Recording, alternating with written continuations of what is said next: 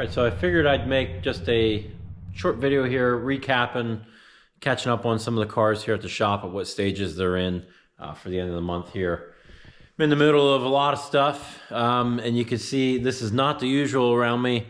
It is a mess in the shop. I still haven't finished putting away the stuff from taking apart the blue car, and I have just parts everywhere and scattered, and I picked up more parts, and I just haven't.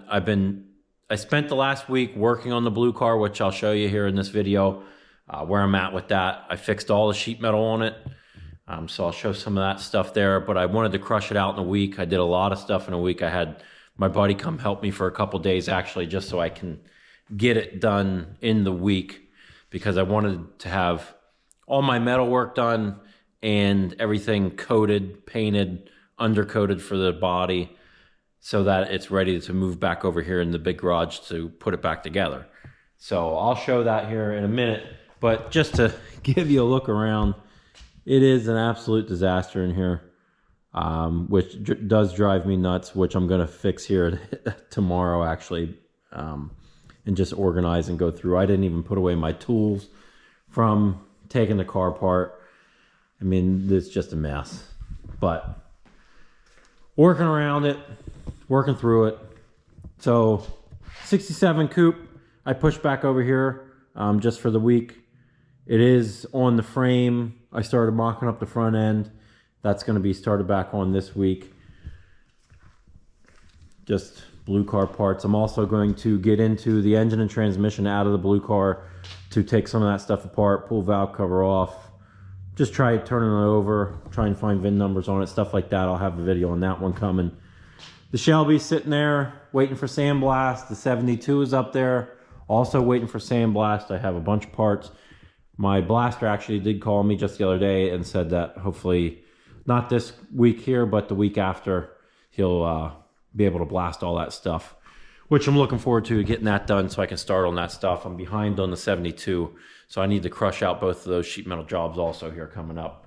So once those are blasted, they'll be back in videos, also back on the Shelby videos. The car up there is kind of new. It's been around before. I actually did all the sheet metal on that car. I'll have a video coming up on that probably this week, actually, to go over all the particulars on that. That's a very unique, rare car. I did that shell for a customer and actually just bought it back this week. Just it made sense. I did all the sheet metal work to it, so I know what's there. It's a very complete car. It has engine, transmission, all the interior, all the glass, all the original stuff's there with it. I have a Marty report and buck tags and all the original door tags. I have everything for that car. It's a really cool car in particular. So just planning on probably actually keeping that car, but you never know. But I'll go into details on everything on it here in the future video on that one. Some other future videos coming up that will be on the blue car. I went ahead and got some of the interior parts and some of the drive lines, not driveline stuff, but I got brake lines and brake components and fuel line just so I can run that stuff on the car, just so it's there. But and also in sequence of building the car is kind of how I do it, especially like fuel lines and brake lines, because they run the whole span of the bottom. It's easier to put them on early. But I went ahead and just got some of the blue stuff, which it'll all be labeled out in videos. I just kind of wanted to update with this one. I have windlace, sun visors, kick panels. I got carpet coming, door sill plates, just kind of this pieces that will brighten up the interior. I'm not going full bore on it, but just things to clean them up. Some of the old stuff I'm not going to get rid of, like the door sill plates I actually will probably keep. But for how cheap new ones are to clean it up, I figured on getting them. I have door panels and armrests, some of the outside trim pieces, some seat belts, and I'll get into this also, but blue interior is just like red interior on these old cars. Different remanufacturing companies, there's different shades of blue. It's a nightmare to try and figure out. I actually was down at CJ's to try and match up some of the stuff for I don't know how long, pulling doubles of things, steering wheels and windlaces, just to figure out if it's the dark blue version, light blue version, or if one match is better than the other, even though it's technically not that. So I got everything that's close, steering wheel, kick panels, armrests, and door panels, just to you know, there's only so much you can do when you're replacing stuff with some of these colors. Red interiors are also very difficult to get that stuff matched up. But front and rear bumper I also got, but that'll be all in videos coming up on replacing that stuff, maybe like setting in carpet and how I do that and trimming it up, because there's a lot to actually putting the carpet in. So those videos will all come and get into all that stuff. I have some wheels and tires that'll be on it. Suspension video here, which will be probably one of the next ones, because I do want to put the suspension on it to move it back over in the shop easily. So control arms are supposed to be coming tomorrow, so I'll start probably filming on that one tomorrow and the next day to get it all on suspension. It's going to have all new components, and some of the stuff here I have blasted. Spindles, rear end plates, housing, just all that kind of stuff, sway bar. That stuff's blasted because I'm going to powder coat those pieces. I'm doing it the right way of how I want to do it, so if I ultimately do keep the shell, it's done how I want it, or if I do sell it, it's done properly as far as the mechanicals on it, and it'll be good to go.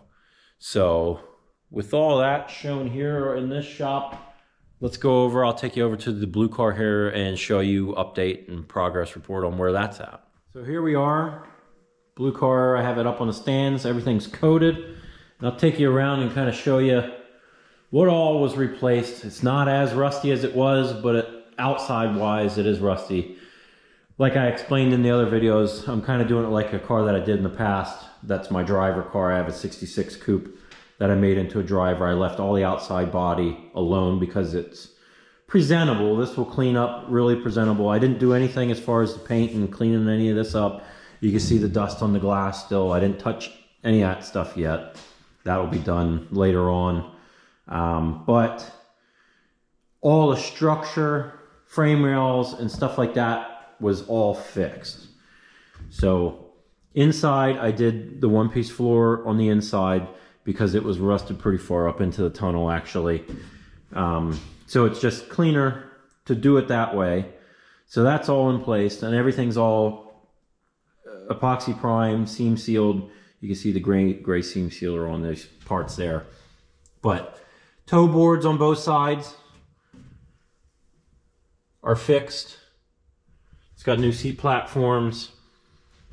I did small patch on the rear torque box here and some small patches on the frames on the front to clean those up. But that stuff's all good to go. In the back here, I replaced trunk floor on this side. If you remember seeing before, it was like completely gone on this side for some reason. So that's been changed out. This side I did not change. Just put a couple small patches. There's a small patch in this corner and there's a small patch up here on that transition where the floor was mounted to. That was kind of gone. But all this stuff has been seam sealed, and I actually undercoated. That's why it all looks pretty uniform and clean back here. This has all been undercoated. You can see outside panels, I'm not touching them because once you touch the outside stuff, it's a whole different project. So you can see through the holes there, which that's how the outside of the car is going to be. But I went the whole way up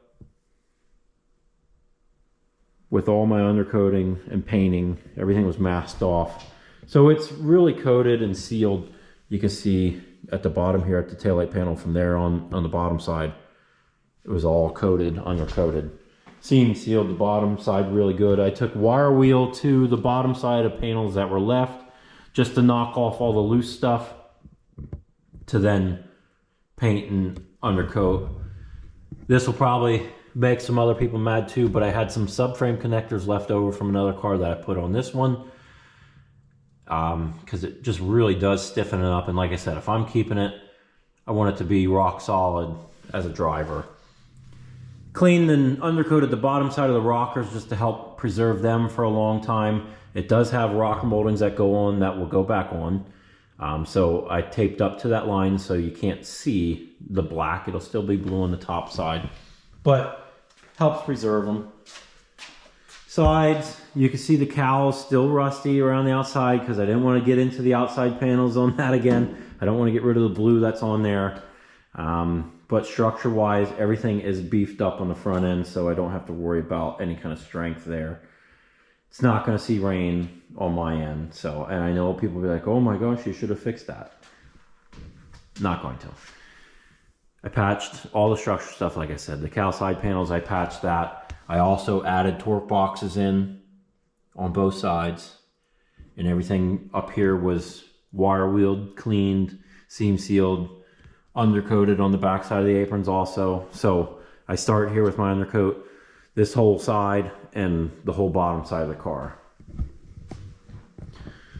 Up front, I changed a couple panels, and it is painted engine bay black. It's the same. I use 40% gloss black on all the engine bays that I'm doing. I find that it's a really good match to where it should be. So panel replacement up here, I ended up changing both apron panels in the front up here and the rad support. That stuff was pretty far gone, especially that panel, because it was hit several times actually. This car was pretty banged up.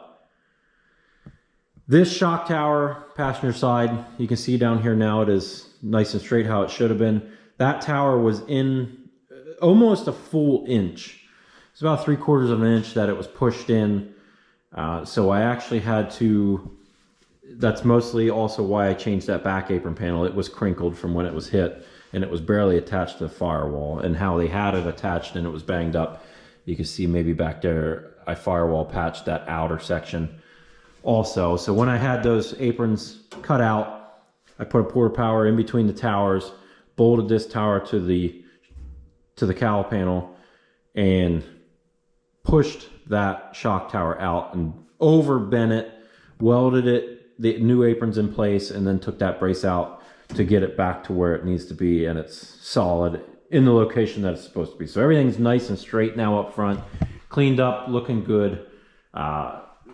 Just real happy with how all of the structural stuff turned out on this car. You can see a torque box on this side, everything's cleaned up. These are both the original apron panels, so this whole shock tower assembly is all the original stuff yet.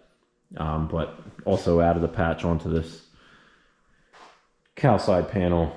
But that's pretty much it. Structure wise, everything's real solid now, so can build a nice car off of it. Nice driver car. But like I said, the outside will be all the old looking, which I think is cool for a driver car. So that's pretty much it. Updated where I'm at. You can see all the old suspensions taken apart.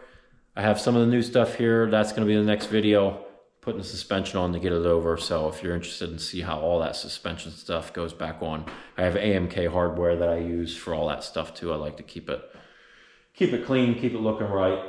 So I appreciate you guys sticking with me, watching this video, and see you in the next video.